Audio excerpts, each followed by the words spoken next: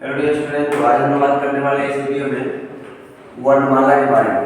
यानी वर्ण विचार जो था वर्ण के जिसमें हम अध्ययन करने वाले हैं वर्ण विचार के अंदर, उसमें वर्ण था, वर्ण के कितने प्रकार होते हैं और वर्णमाला क्या है और वर्णमाला जो है उसके अंदर क्या क्या पढ़ना है, इस सभी चीज़ों के बारे में बात करने वाले हैं। तो इसमें हम लोग इससे पहले जो पिछले वीडियो में हम लोग उपसर्ग के बारे में ऐसे और शब्द संबंधित बातचीत कर लिए हुए थे, वाक्य के बारे में पढ़े थे। आज हम लोग बात करने वाले हैं वर्ण यानी कि अक्षर जो होता है या ध्वनि, उसी के बारे में चर्चा करने वाले हैं। तो ध्वनि का जो लिखित रूप होता है उसको हम लोग वर्ण बोलते हैं। वर्ण वास्तव में जो होता है वो होता है क्या चीज, इसको ध्यान रखिएगा। ध्वनि का जो है ये कुल मिलाकर के अगर देखा जाए ध्वनि का लिखित रूप होता है। ध्वनि का लिखित जो रूप है उसको हम लोग क्या बोलते हैं, तो उसको हम लोग बोलते हैं वर्ण। ध्वनि के लिखित रूप को हम लोग वर्ण बोलते हैं। जो बोल रहे हैं ये ध्वनि और जो लिखा आता है ये ध्वनि का रूप है। ध्वनि के जो रूप होते हैं लिखित रूप उसको हम लोग वर्ण बोलते हैं। वर्ण की जो परिभाषा है वो क्या है, देखिएगा कि ध्वनि का वह रूप जिसे हम खंड या टुकड़ा नहीं कर सकते हैं। तो ध्वनि का वह रूप जिसे हम लोग खंड या टुकड़ा नहीं कर सकते हैं या नहीं किया जा सकता है, वैसे लोगों को हम लोग बोलते हैं क्या चीज, ध्वनि। और ध्वनि जो है उसी का लिखित रूप है वर्ण या अक्षर। वर्ण जो है वो ध्वनि का वह रूप है जिसे खंड या टुकड़ा नहीं किया जाता है। इसमें पहला है आपका अ, दूसरा है उ, क, ख। ये हलंत लगा हुआ है, इसका मतलब क आधा है। क पूरा लिखने के लिए अगर क लिखते हैं हम लोग तो इस क को लिखने के लिए क के साथ आपको अ लिखना पड़ेगा, क्योंकि क के साथ जो है वो पूरा पूरा क उच्चारण के हिसाब से अगर देखा जाए तो क में अ आ रहा है, इसलिए इसको आधा कर दिया गया तो क पूरा ऐसे होगा, आधा क और अ। इसी प्रकार से हम लिखे क और अ। उसके बाद में वर्णों के जो भेद है वो वर्ण के भेद होता है मिला करके दो। एक होता है स्वर और दूसरा होता है व्यंजन। स्वर जो है वो वर्ण का वो प्रकार है जिसको बोलने में हम लोग किसी अन्य वर्णों का मदद नहीं लेंगे। यानी स्वर जो है वह स्वतंत्र जो है वर्ण है जिसके उच्चारण में किसी अन्य वर्णों का मदद नहीं लेते हैं, उसको हम लोग बोलते हैं स्वर वर्ण। स्वर वर्ण की संख्या जो है कुल मिलाकर के 11 है, जिसमें अ, आ, ई, उ और ई, ए, ओ, औ यहाँ तक आता है। ये कुल मिलाकर के आपका संख्या जो इसका हो जाएगा वो हो जाएगा 11।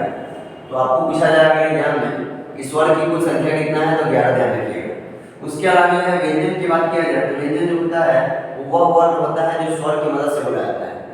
यानी स्वर किसी अन्य व्यंजन का मदद नहीं लेगा बोलने में, जबकि व्यंजन जो है वो स्वर का मदद से बोला जाएगा। जैसे क अगर बोल रहे हैं तो क के साथ आपको अ बोलना पड़ेगा, तभी क पूरा होगा। क तो क के साथ अ बोलना पड़ रहा है तो क, ख, ग, घ, ङ। तो ये सब जो 5 हुआ यहाँ से यहाँ तक, ये सभी के सभी जो है वो क्या है, व्यंजन है। और व्यंजन की संख्या कुल मिलाकर के होता है 33। और ये टोटल व्यंजन जो है वो यहाँ से लेकर के क से लेकर के हो जाएगा ह, यानी क से लेकर के ह के बीच जितना भी व्यंजन है ये सारा का सारा जो है वो व्यंजन आता है। लेकिन इसमें अलग अलग नाम है क्योंकि व्यंजन की कुल मिलाकर प्रकार हम लोग को पढ़ना है 3। इसमें पहला है स्पर्श व्यंजन। स्पर्श व्यंजन उसको बोला जाता है जिसको हम कंठ, तालुके, मूर्धा, दंत और ओष्ठ से बोलते हैं। यानी ऐसा व्यंजन जिसको बोलने में इन चीजों का अगर इस्तेमाल किया जाता हो तो वो कहलाता है क्या चीज, स्पर्श व्यंजन। जिसमें आप क वर्ग जो है यानी क वाला वर्ग अगर बोलते हैं ये पूरा बोलने के लिए आपको कंठ का मदद लेना पड़ेगा। क, ख, तो ये पूरा का पूरा क्या कहलाएगा, क में से क से लेकर के अंग तक के बीच कोई भी अगर अक्षर पूछे आपसे कि इसका उच्चारण स्थान क्या होगा तो आपको ध्यान रखना है उच्चारण में कंठ। दूसरा है च, छ, ज, झ और अंग, ये जो है तालु से बोला जाता है। च, छ, ज। उसके बाद ट, ठ, ड, ढ, न, ये बोला जाएगा मूर्धा से। उसके बाद त, थ, त के बाद थ, द, ध, न। उसके बाद प वर्ग है प, तो ओष्ठ से बोला जा रहा है। ये सभी के सभी जो है वो स्पर्श व्यंजन है। इनकी संख्या जो है वो 5-5 करके है, यहाँ से यहाँ 5 है तो 5-5 करके हो जाएगा 25 जो हो गया स्पर्श व्यंजन हो गया। ठीक है, ऐसा व्यंजन जो कंठ, तालु, मूर्धा, दंत और ओष्ठ से बोला जाता है उसको हम बोलते हैं स्पर्श व्यंजन। उसके बाद आता है ह तक के बीच में य, र, ल, व, इस चारों को बोलते हैं अंतस्थ। क्योंकि ये जो है दो जो है वो व्यंजन के बीच में बोला जाता है, इसलिए इसको अंदाज रखा गया। उसके बाद तालाब स धन स धन स ह, ये उस व्यंजन है। और आगे है अक्षर र और ज्ञ स, ये संयुक्त अक्षर है। संयुक्त अक्षर उसको बोलते हैं हम लोग जो दो अक्षर से मिलकर बना। जैसे अक्षर है तो क और स बना हुआ है, त्र है तो त जो है र से बना हुआ है, ज्ञ है ज और ज्ञ से बना हुआ है। इस तरीका के अक्षर को बोलते हैं हम लोग संयुक्त अक्षर। ऐसा अक्षर जो दो अक्षर से मिलकर बना हुआ है वही संयुक्त अक्षर कहलाया। अभी तक जो हम लोग पढ़े हैं वो केवल पढ़े थे कि वर्ण क्या है। तो ध्यान रखना है कि ध्वनि का अलिखित रूप जिसको खंडीय टुकड़ा नहीं किया जा सकता है उसको हम लोग बोलते हैं वर्ण।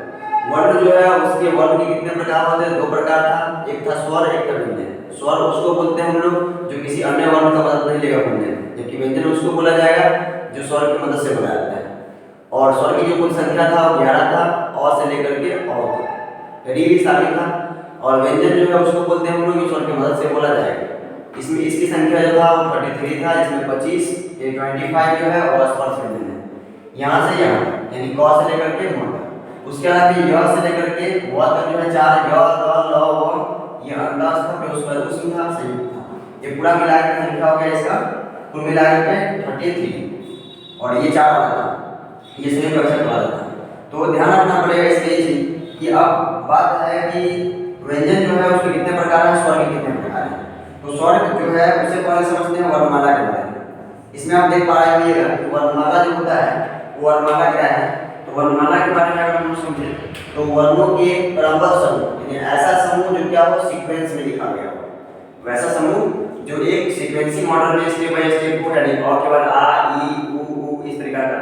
तो इसमें यहाँ पे बोला कि वर्ण का एक ऐसा समूह जिसको हम लोग क्या करते हैं, क्रमबद्ध समूह, जिसको हम वर्णमाला कहते हैं। वर्णमाला क्या है? एक वर्णों का समूह है जो क्रमबद्ध तरीके से लिखा गया हो, इसको वर्णमाला यानी अल्फाबेट बोलते हैं। उसके बाद का ऊपर में स्वर पढ़े थे हम लोग। स्वर के कितने भेद होते हैं? तो 2 भेद हैं, एक का नाम है हरस्य, एक का नाम है आपका दीर्घ। हरस्य की संख्या जो है तो ध्यान रखना है कि अ है छोटा, मतलब अ उसका छोटा ई छोटा हो। फिर दीर्घ में जिसको बोलने में क्या हो ज्यादा समय लगे दीर्घ आता है, तो अ के बाद हो गया यहाँ पे आ और बड़ी ई उ। व्यंजन के प्रकार की अगर पूछा जाए तो व्यंजन के प्रकार होता है कुल मिलाकर के 3 होता है। 3 में पहला था आपका स्पर्श व्यंजन जिसकी संख्या 25 था, अंतः था जिसकी संख्या 4 था, और उस व्यंजन जिसकी संख्या आपका भी 4 है। जो यहाँ पे बताए हुए थे कि तालाब स हंस दंस ह, ये सभी के सभी उस व्यंजन है। तो आज की इस वीडियो में हम लोग इतना ही समझेंगे केवल कि वर्णमाला के अंदर वर्ण क्या था और वर्ण जो है वो किसको बोला जाता है। तो ध्वनि का ऐसा रूप जिसको खंडीय टुकड़ा नहीं किया जा सकता था उसको हम लोग वर्ण बोलते थे। उसके अलावा हम लोग स्वर के बारे में, वर्ण के भेद जो है स्वर और व्यंजन, स्वर के अंदर जो है बनना था वो स्वर क्या है, उसके अलावा स्वर के कितने प्रकार हैं, व्यंजन क्या है, व्यंजन कितने प्रकार हैं, इन चीजों को हम लोग आज डिस्कस किए हैं। कुछ उच्चारण स्थान है जहाँ से क्वेश्चन पूछा जाता है कि कॉस जो है वो उसका उच्चारण स्थान क्या है, क किससे बोला जाता है। तो कंठ से बोला जाता है। अगर ड पूछेगा तो डोडरा जो है वो किससे बोला जाता है, मुद्रा से। आपको याद करने का तरीका बता देते हैं कि 5 जो है ये श्रेणी है वर्ण है, यानी क ख वाला, च छ वाला, ट ठ वाला, थ थ वाला और व वाला। तो कंठ तालु मूर्धा दंत ओष्ठ, कंठ तालु मूर्धा दंत ओष्ठ, कंठ तालु मूर्धा दंत ओष्ठ, ऐसे करके 5 कर लीजिएगा। कंठ क तालु मूर्धा फिर मूर्धा के बाद दंत पढ़ना पड़ता था और 5वां में था ओष्ठ यानी पकड़। तो आज के इस वीडियो में हम लोग उच्चारण स्थान संबंधी प्रश्न पूछा जाता है उसको बना पाइएगा। बाकी जो नंबर क्वेश्चन पूछा जाता है एग्जाम में कि स्वर की कुल संख्या कितना होता है, स्वर कितने प्रकार होते हैं, व्यंजन कितने प्रकार होते हैं, वर्ण कितने प्रकार होते हैं, इस संबंधित प्रश्न आसानी से आपके एग्जाम में बन जाएगा। तो आज की इस वीडियो में केवल इतना ही समझेंगे, बाकी के आगे हम लोग उच्चारण स्थान पर पढ़ेंगे।